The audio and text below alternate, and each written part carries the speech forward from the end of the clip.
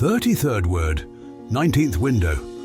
According to the meaning of the verse, the seven heavens and the earth and all within them extol his limitless glory, and there is nothing but it extols his limitless glory and praise.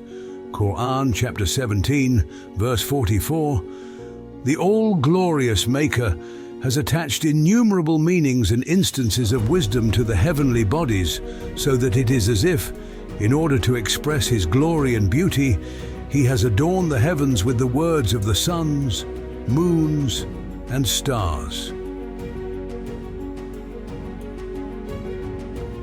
To the beings in the atmosphere also, he has attached instances of wisdom and meanings and aims, as if to make it speak through the words of the thunder, lightning and drops of rain, and give instruction in the perfection of his wisdom and beauty of his mercy.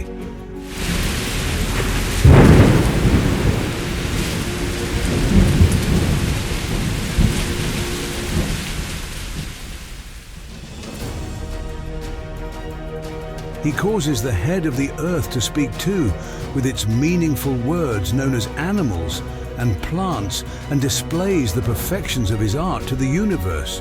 Then he makes the plants and trees speak, all words of that head, through the words of their leaves, flowers and fruits, and again proclaims the perfection of his art and beauty of his mercy.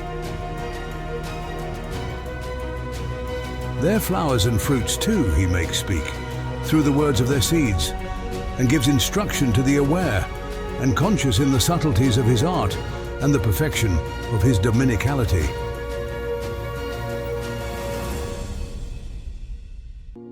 And so, out of these innumerable words of glorification, we shall lend our ears and listen to a single shoot and a single flower, and their manner of expression, and learn the way in which they testify.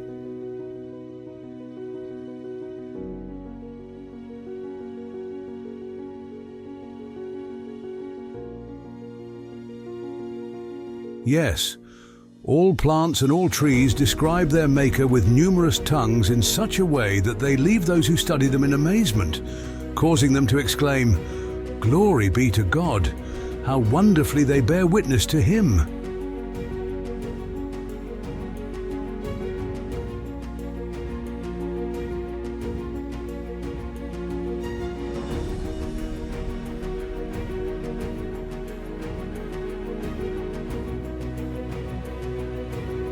Yes, the glorification of plants at the time their flowers open and the moment they produce new shoots, and when they offer their smiling words, is as beautiful and clear as themselves.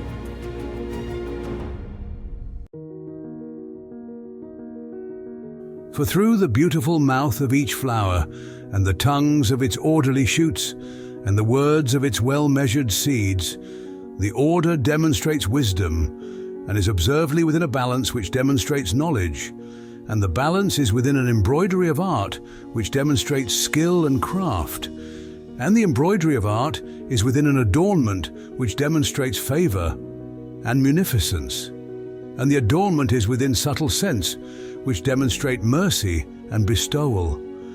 And these meaningful qualities, one within the other, form such a tongue of testimony that it both describes the all-beauteous Maker through his names, and portrays him through his attributes, and expounds the manifestation of his names, and expresses his making himself loved and known.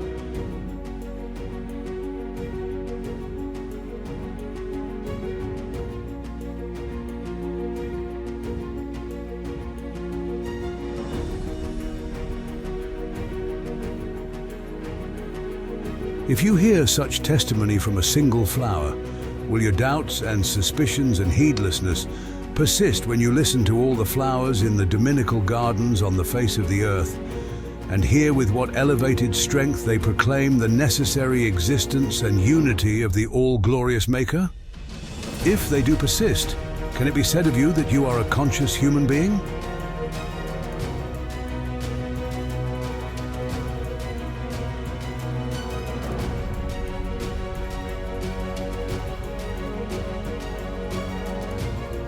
Come, now look carefully at a tree. See its delicate mouth within the orderly emergence of the leaves in spring, and the blossoms opening in a measured manner, and the fruit swelling with wisdom and mercy, and dancing at the blowing of the breeze in the hands of the branches like innocent children. See the just balance within the wise order expressed through the tongue of the leaves becoming green at a generous hand, through that of the flowers smiling with the joy of a favor received, and through the words of the fruits laughing through a manifestation of mercy. See the careful arts and embroideries within the balance demonstrating justice, and the mercy within the skillful embroideries and adornment, and the various sweet tastes and delightful scents which indicate mercy and bestowal, and the seeds, each of which is a miracle of power within the agreeable tastes.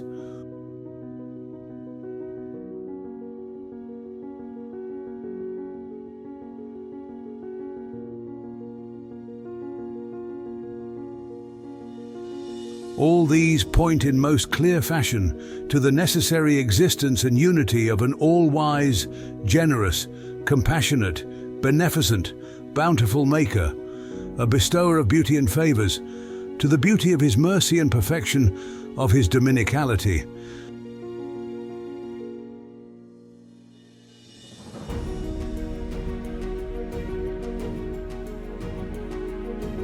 Thus, if you can listen at the same time to the tongues of disposition of all the trees on the earth, you will see and understand what exquisite jewels are to be found in the treasury of the verse. All that is in the heavens and on the earth extols God's limitless glory. Quran, chapter 62, verse 1.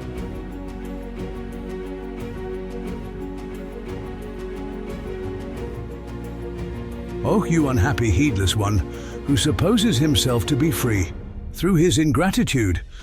If the all-generous one of beauty, who makes himself known to you and loved by you through these innumerable tongues, had not wanted you to know him, he would have silenced them.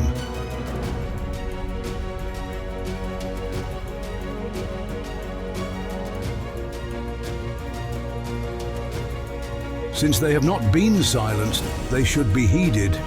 You cannot be saved by closing your ears in heedlessness, for the universe does not fall silent at you stopping up your ears. The beings within it will not be silent. The witnesses to divine unity will not hold their tongues, and for sure they will condemn you.